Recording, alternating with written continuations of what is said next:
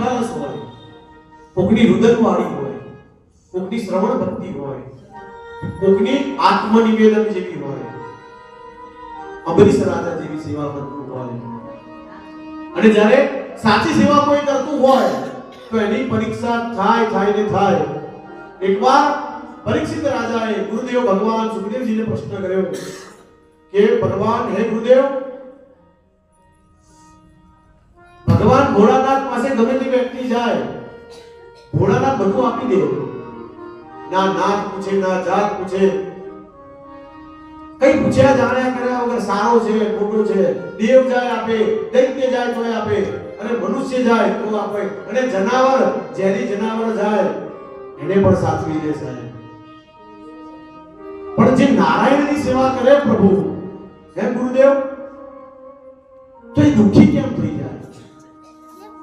એની પર દુઃખનું ફૂલ કેમ બંધ થઈ જાય?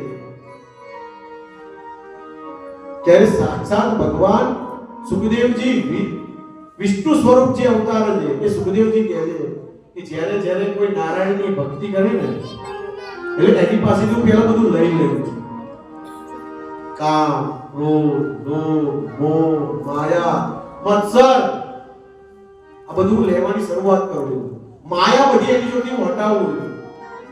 માયા હટાયા છતાં પણ જો મારી સેવાની અંદર જે મગ્ન રહે છે તો ये यथा मम प्रपद्यन्ते ताम तथैव भजाम्यहम्.